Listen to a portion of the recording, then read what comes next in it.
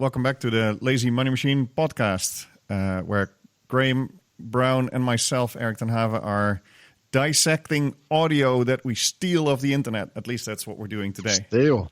We're stealing it. Okay, we borrowed. Put it back. Back steal. We add value to it. Yeah, add value to it. Yeah, that's true. I mean, we're taking it and trying to, give our spin on it, or at least give our opinion about it. So for today, found a very famous person. We will all know him. Let's listen. My entire life's been spent only in one industry, which is this one. And but I've been in it now for about 15 years, and I've seen a lot of people make a lot of things. I've seen a lot of people fail a lot of things. And my point of view on this, or my observation, is that the doers are the major thinkers. The people that really create the things that change this industry are both the thinker-doer in one person. And if we really go back and we examine, did Leonardo have a guy off to the side that was thinking 5 years out in the future what he would paint or the technology he would use to paint it? Of course not. Leonardo was the artist, but he also mixed all his own paints. He also was a fairly good chemist, knew about pigments, knew about human anatomy, and combining all of those skills together, the art and the science, the thinking and the doing, was what resulted in the exceptional result. And there is no difference in our industry. The people that have really made the contributions have been the thinkers and the doers. And when you a lot of people, of course, it's very easy to take credit for the thinking. The doing is more concrete, but it's very easy for somebody to say, I thought of this 3 years ago. But usually when you dig a little deeper, you find that the people that really did it were also the people that really worked through the hard intellectual problems as well. Steve Jobs. Who was it? I couldn't work it out. It was Steve Jobs. It was a very early interview that he did.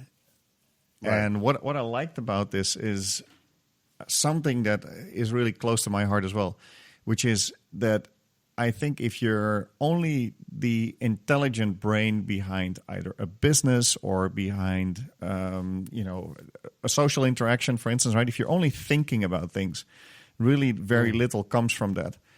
It's only when you combine brilliant thinking with doing that actually it leads to something magical. In the case of Apple, right? Products that are really consumer focused, and Steve Jobs was the one that revolutionized the consumer electronics industry. So I thought his view on this is that you have to combine the thinking with the doing. And also probably maybe we can talk about the value of ideas, which is closely related to this. I thought it was a nice starting point. So your views, Graham. Yeah, so if you look at Steve Jobs as an example, I think there's this myth, isn't he, that he's this kind of genius inventor who just thinks up ideas, which people then go and put to work, right? Yeah, no, let's have a touchpad interface, touch screen, scroll it with your fingers, all that kind of stuff. I think he was, he may take the credit for that, which is what he's talking about, but there was a lot of doing that went on in the background. If you look at his history as well, I mean, he made a lot of mistakes, right? He did a lot of stuff that people don't talk about. I mean, like Next computers, right? Yes.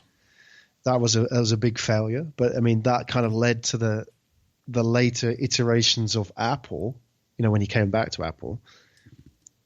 Yeah, so I mean, I think especially in tech, there is a big mythology or sort of myth around people who just kind of have great ideas, and that's all that kind of is necessary, right? But in reality, no, I don't think ideas are so important at the end of the day. I mean, who was the first ever social network, right? Who was the first ever search engine?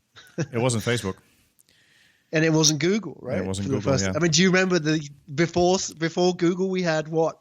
We had Netscape, Alta Vista. Lycos, Excite, Lycos, yeah. All those sort of, yeah. So it doesn't matter. Having the idea didn't matter. Yes. What matters is execution, right? Yeah. And also, I want to bring this lesson back to what we're teaching on passive income and property investing. I think, especially there, the fear of doing, I think, keeps a lot of people away from success. So there's many resources available, paid and unpaid, on how you should do property investing. I mean, we're providing a way for people to learn about this. But in the end, the real learning in doing something new, whether it's a business or something else, like for me, the last 2 years I've been doing a lot of new things with exercising and health and things like that. If I start doing things, then I start to learn, right? So it's the same with property. Only when I started buying my first property, I started looking at it and, it's not as scary as I thought it might be. And I think by doing, there's a feedback loop I think you're getting when you start to do things that's completely different from analyzing things in your head. When you start to analyze things in your head, you could sort of think, okay, if I do this, then that might happen, and this might happen, and that might happen. But if you actually start executing, then you get feedback from the real world, right? You get feedback from customers, you get feedback from tenants. In the case of my physical exercise, I get feedback from my body. What I'm doing, is it progressing me? Is it helping me? Am I feeling fitter? Do I feel more energy? And that is, I think, where the real learning happens. And I think for Apple, that's the same thing. In their labs, they make thousands and thousands of prototypes, and they make them really working, right? So they get things to the point where they're really working products, and they throw most of those in the trash.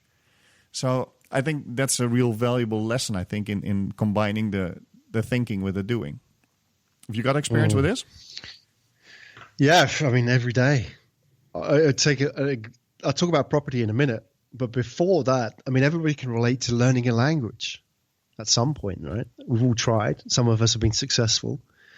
You can't learn a language from a book. You can, but it's pretty ineffective. The best way to learn a language is to start speaking. Go out there, put yourself in situations where you're going to make a fool of yourself, whether that's ordering food in a restaurant or whatever. Yeah. But like you say, feedback from the real world is where we learn, right? That's how we learn. If you think about it, I always point to this example. Who are the most effective language learners? Well, they're kids of about 1 or 2 years old, right? Think about it. People learn languages before they can read. Right. Most children, if not all children, can speak before they can read a language. Yes. You don't need to read. You don't need to read a book. So the human brain is designed to learn and to execute, learn through execution, I should say, right? Yeah. So, with my example in property, I remember, I got into property pretty early, but one of the things I wanted to crack, Erik, is I wanted to crack auctions. Okay. Because I just wanted to do it, because I knew that if you really wanted to get bargains, if you really wanted to get good deals, you needed to do auctions. How did you do that? Well, the first thing I did was, I looked for the books, and you could go and buy the books, and there's 100 books on how to buy property at auctions, but that was pretty much a waste of time. I thought, well, I'm just going to go to auctions.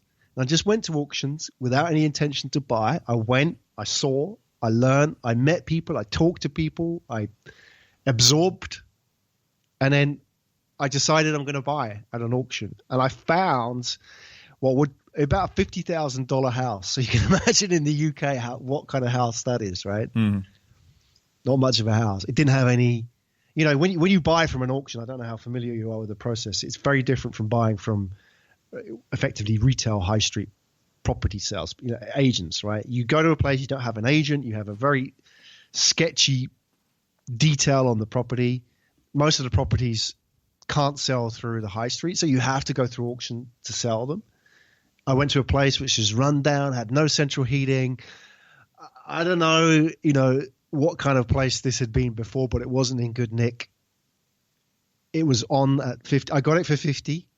I tried to get it cheaper before it hit the auction, but they wouldn't have it.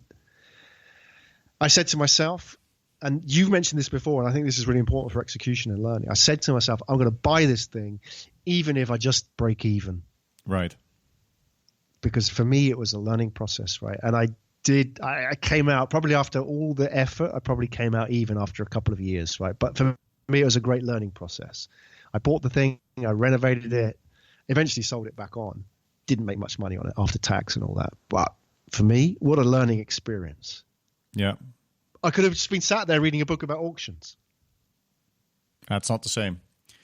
being in the room is different than reading the book on it. Even following it online, I've seen a lot of auctions online because we've been bidding on properties in auctions while I was here in Indonesia and my partner was in the UK. So he went in with our pre-agreed bid on the different lots that were there, and I watched it online because nowadays you can watch these auctions live on the internet.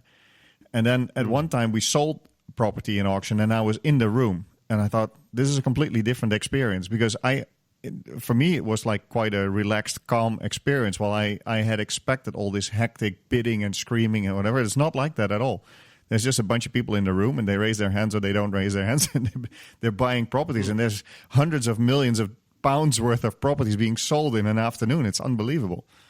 So for me, also, going there was different than seeing it on the internet. So yeah, it's good you're right. I mean, getting your hands dirty or your feet wet or however you want to call it, just go and do something. It makes such a difference. And maybe it comes back to maybe you can talk a little bit about it because you're doing some work with startups, but especially in this scene of startups whereby I think we need to just shake up all these young millennials and just wake them up and saying, an idea is worth absolutely nothing, unless you can execute and build something with your idea, then you've got a business. But a lot of people think like, I've got an idea, now I'll go and pitch for money. But I don't think it works like that. And I don't think that, that will make for good business. But there's lots and lots of people trying like that. You're in that scene. How do you see that in the new tech startup scenes in Asia or maybe in Europe? Oh, yeah. It's the same. You talk about young millennials.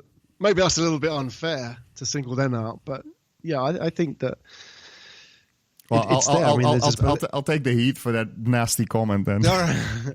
Yeah, but I know what you mean. Especially when you're younger, you have less experience, so you kind of value the idea over anything else. Yeah. There's a book called What I Wish I Knew When I Was 20 by Tina Seelig, who happens to be, I think she's an associate professor at Stanford on entrepreneurship. Okay. She teaches entrepreneurship courses, which sounds a bit of a contradiction, but she's actually good. And Stanford, of all places, is the most pro-entrepreneurship place in the world, probably. Mm-hmm.